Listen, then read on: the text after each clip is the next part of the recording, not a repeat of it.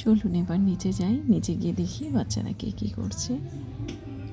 অনেকক্ষণ থেকে ঠাকুর ঘরে এসেছিলাম।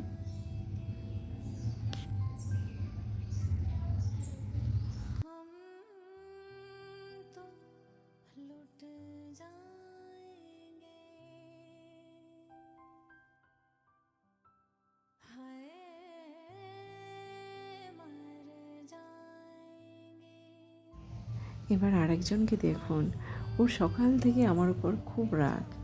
ও দিরাইয়ের বাড়ি যেতে চাইছিল, আমি তাকে যেতে দিইনি। আসলে দোষটা আমারই। আমি সকালে বলেছিলাম যে সকালবেলা দিরাইয়ের বাড়ি থেকে ফুল এনে দিতে, আমাদের বাড়িতে একটু ফুল কম হয়।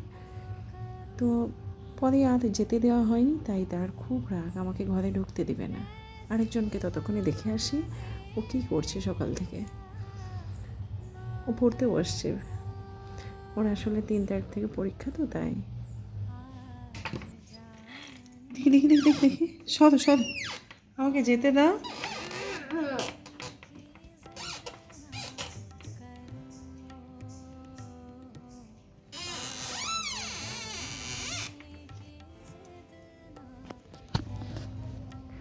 দাঁড়ান, একবার আপনাদের বারান্দা থেকে একবার দেখাই বাইরে আজকে আকাশটা কেমন, কতটা রোদ উঠেছে।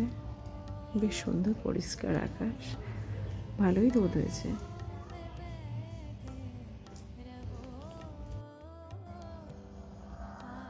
নমস্কার, আরশিনগর নতুন একটি ব্লগে আপনাদের সকলকে স্বাগত জানাই।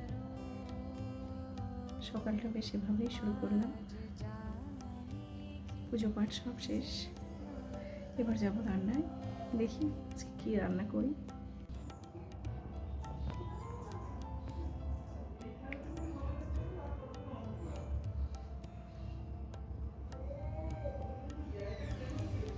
দাঁড়ান একবার আপনাদের টেবিলটাকে দেখায়। দেখেছেন বই খাতার কী অবস্থা? আপনাদের বাড়িতেও কি এমন করে? আমাদের তো রোজ করে। চলুন এবার রান্নায় যাই, অনেক দেরি হচ্ছে।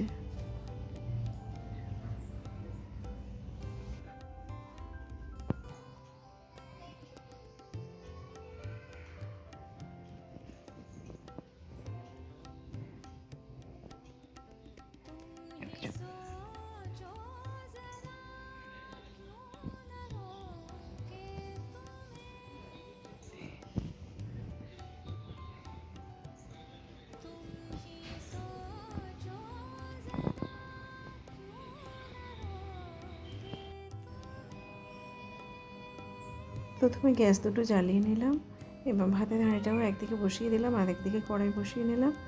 কড়াইটা একটু গরম হয়ে গেলে দিয়ে দেবো সামান্য সর্ষের তেল। সামান্য একটু বেশি দিলাম, যাতে ওই তেলেই সবগুলো রান্না হয়ে যায়। আর এক্সট্রাভাবে তেল দেবো না। প্রথমে তো মাছগুলো ভেজে নেব।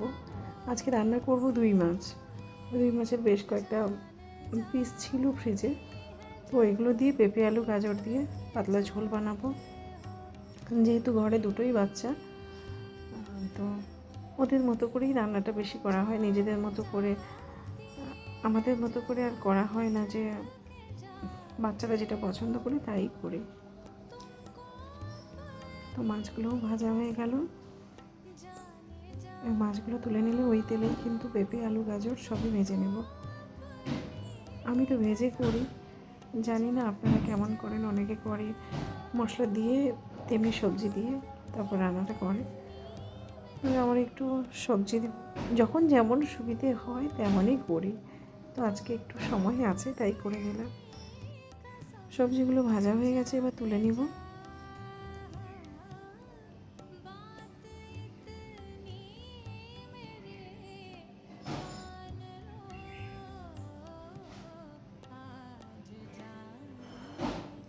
এবার ওই তেলেই দিয়ে দেবো সামান্য পেঁয়াজ বাটা।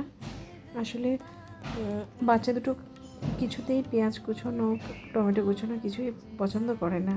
আমি যখনই যাই রান্না করি আমাকে পেঁয়াজের পেস্ট বানিয়ে রান্না করতে হয়। এই পেঁয়াজের পেস্ট বানানো ছিল, দিয়ে দিলাম। অল্প অল্প খুব সামান্য মশলা দেব, একটুখানি আদা বাটা আর একটু জিরে গুঁড়ো, ধনে গুঁড়ো, যেটা নর্মাল সবাই দেয়। ওগুলো একটু দিয়ে পাতলা করে ঝোল বানাবো। আপনারা ততক্ষণ দেখতে থাকুন কেমন হলো, আর আপনারাও অবশ্যই জানাবেন আপনারা কে কেমন করে রান্না করেন।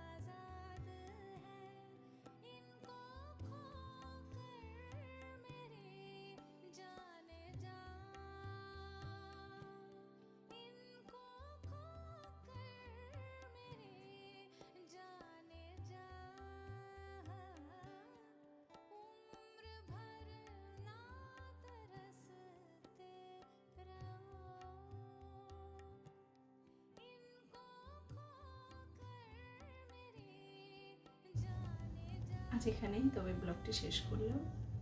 এতক্ষণ ব্লগটি দেখার জন্য আপনাদের সকলকে অসংখ্য ধন্যবাদ।